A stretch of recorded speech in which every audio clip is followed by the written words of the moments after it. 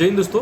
आज मैं बात करने वाला हूं कि आप अपने पैसे को कैसे इन्वेस्ट करें ताकि आपको इन फ्यूचर पैसा काम आ सके। ठीक है, तो मैं आपको बताने वाला हूं कि कुछ ऐसे चीज़ें हैं जहां पे आपको इन्वेस्ट करना चाहिए। ठीक है, अभी सबसे ज़्यादा जो चल रहा है वो एसआईपी चल रहा है। आपको एसआईपी में इन्वेस्ट करना चाहिए और एसआईपी में कौन से फंड में करना चाहिए ये मैं आपको बता रहा हूँ कि वो आपके ऊपर है। ठीक है, आप किस में कौन से फंड में लगा रहे हैं, स्मॉल कैप में लगा रहे हैं या मिड कैप में लगा रहे हैं, वो आपको देखना है। ठीक है, तो अभी अभी आपको लगाना जरूरी है। आपको कोई भी एसआईपी में आप लगाइए, लेकिन आप जिसमें लॉन्ग टाइम पैसा रखते हैं उसमें आपको पैसा दिखता है। अगर आप मान लीजिए 1 साल के लिए लगा रहे हैं, 2 साल के लिए लगा रहे हैं, तो आपको उसमें पैसा नहीं दिखेगा। लेकिन वही चीज़ को आप लॉन्ग टाइम के लिए करिए, 10 साल 20 साल 25 साल, तो आपको पैसा काफ़ी अच्छा दिखेगा। ठीक है, और इसके साथ साथ आपको शेयर मार्केट में इन्वेस्ट करना चाहिए। ठीक है, तो शेयर मार्केट क्या होता है कि शेयर मार्केट एक स्टॉक होता है, उसको आपको एक डीमेट अकाउंट ओपन करना पड़ता है और डीमेट अकाउंट ओपन करने के बाद आपको शेयर खरीदना होता है। और शेयर खरीद के आपको लॉन्ग टाइम के लिए खरीदिए, आप शेयर शॉर्ट टाइम के लिए नहीं। आप कोई भी शेयर खरीदते हैं, आईटीसी हो गया या फिर ये रिलायंस इंडस्ट्री हो गया, XYZ, आप जो भी शेयर आपको अच्छा लगे, आपने उसका पूरा चार्ट देखा कि ये इसका प्रॉफिट लास्ट इसका रिकॉर्ड क्या है। ठीक है, उसके हिसाब से आप इसमें इन्वेस्ट करिए और इसमें इन्वेस्ट करने के बाद आप उसको लॉन्ग टाइम तक छोड़ दीजिए।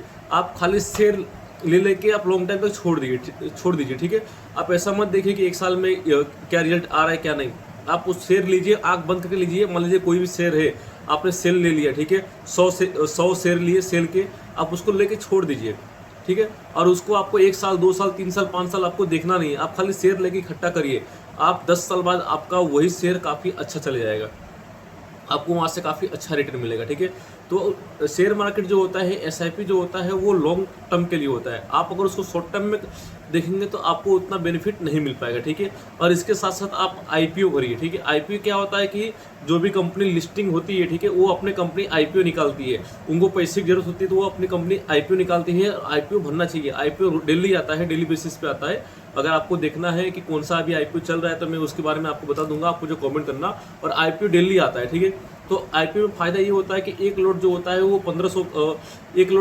15,000 से उसका एक लोट होता है। तो आप उसको लोट भरिए। अगर आपका लगता है तो ठीक है, अगर आपका लग जाएगा तो आपका पैसा ब्लॉक हो जाएगा। ब्लॉक होने के बाद में आपको वो पैसा आपको शेयर में कन्वर्ट होकर आपको मिल जाएगा। अगर आपको पैसा नहीं लगता है आईपीओ में तो आपको वही पैसा आपको रिटर्न आपके बैंक अकाउंट से में आ जाएगा। ठीक है, आपके बैंक अकाउंट से पैसा कटेगा नहीं, सिर्फ ब्लॉक होगा, कटेगा नहीं। अगर आपको लगता है तो पैसा कटेगा, अगर नहीं लगता है आपको आईपीओ तो वो अनब्लॉक हो जाएगा। ठीक है, तो आप आईपीओ भरा करिए। आप मान लीजिए साल में आईपीओ भरते हैं तो साल में 2-3 भी आईपीओ लग जाए तो एक आईपीओ में मिनिमम आपको 10 से 12 हज़ार का प्रॉफिट होता है। तो अगर साल में 3-4 ऐसे लगते हैं तो आपको 20-30-40 हज़ार आपके खर्चे के ऐसे ही इसमें निकल जाते हैं। तो आप आईपीओ को अपडेट लीजिए, आईपीओ भरते रहिए। ठीक है, और साथ ही साथ आईपीओ भरिए, साथ ही साथ आप शेयर मार्केट में थोड़ा थोड़ा इन्वेस्ट करिए। अपने कुछ ऐसे शेयर होते हैं जो काफ़ी अच्छे होते हैं, जो काफ़ी अच्छा रिटर्न होता है। कुछ ऐसे शेयर होते हैं कि वो 5 साल आप उसको रखिए, 5 साल बाद आपको बोनस मिलता है। मान लीजिए आपके पास अगर 60 शेयर हैं, ठीक है, किसी XYZ कंपनी के, तो 5 साल होने के बाद आपको 60 शेयर उनकी तरफ से बोनस मिलता है। तो ये आपको बेनिफिट होता है। ठीक है, जैसे L&T कंपनी है, वो 5 साल बाद उनका शेयर डबल, आपको जितना शेयर पड़ा हुआ है L&T कंपनी उतना 5 साल बाद आपको डबल दे देती है। तो L&T कंपनी का भी शेयर काफ़ी अच्छा है। तो आप एक टारगेट बनाइए कि मुझे इस कंपनी में अपने सैलरी का 10% शेयर मार्केट में इन्वेस्ट करना है और अपने सैलरी का 10% एसआईपी में इन्वेस्ट करना है। आप 20% इन्वेस्ट करिए आपका, और 20-25 साल को छोड़ दीजिए। आपके आने वाला जो समय आएगा काफ़ी अच्छा होगा और आपको काफ़ी अच्छा रिटर्न मिलेगा। आपको बुढ़ापा में कोई तकलीफ नहीं होगी, आपको पीछे मुड़ के देखने की जरूरत नहीं पड़ेगी। आप बैठ के खाएंगे, आपकी ज़िंदगी बैठ के कटेगी। ठीक है, क्योंकि तब तक आपके पास बहुत अच्छा पैसा हो जाएगा। ठीक है, एसआईपी हो गई, एसआईपी होता है उसमें रिस्क तो थोड़ा होता है, लेकिन आपको पैसा डूबेगा नहीं। उसमें गारंटेड नहीं होता कि आपको इतना मिलना ही मिलना है, लेकिन आपका पैसा नहीं डूबता है। जो लगाया वो मिनिमम उसमें आया था। ठीक है, LIC करिए, आप LIC में SIP करिए। LIC में SIP यानी इंडेक्स प्लान होता है। उसमें क्या होता है कि उसमें गारंटेड वो SIP होता है, लेकिन उसमें गारंटेड 12% या 15% मिलना है तो मिलना है।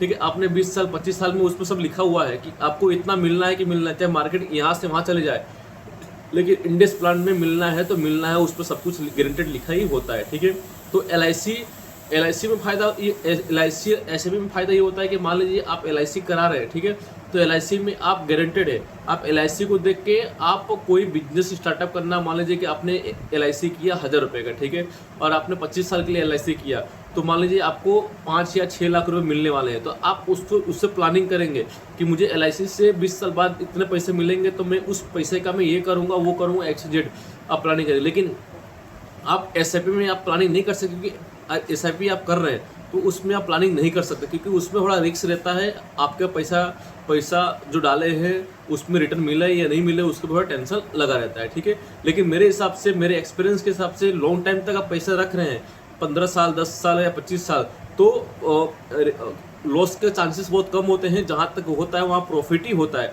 तो आप लोग SIP, LIC और डिमेट अकाउंट शेयर मार्केट में आप इन्वेस्ट करिए, अपने कुछ सैलरी का कुछ हिस्सा आप इन्वेस्ट करिए। आप जितना इन्वेस्ट करेंगे आपको उतना प्रॉफिट है। इन्वेस्ट से नुकसान नहीं होता है, आपको फ़ायदा ही फ़ायदा होता है। और बीच में आपको ज़रूरत होता है आप निकाल लीजिए, बाद में इन्वेस्ट कर दीजिए।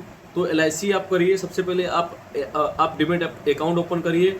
डिमेट अकाउंट ओपन करने के बाद आपकी कुछ सैलरी का कुछ हिस्सा आप सैलरी पे आप शेयर लीजिए, महीने का जो भी आपको अच्छा सेल लगता है वो शेयर खरीदिए और उसमें इन्वेस्ट करिए। फिर आप IPO चेक करिए। IPO में क्या होता है कि एक कंपनी, जो भी कंपनी नहीं आती है, जो कंपनी लिस्टिंग होती है, वो अपना IPO निकालती है, अपना शेयर मार्केट में निकालती है, ताकि लोग उसको खरीदें और ख़रीद के अपना पैसा इन्वेस्ट करें, ठीक है।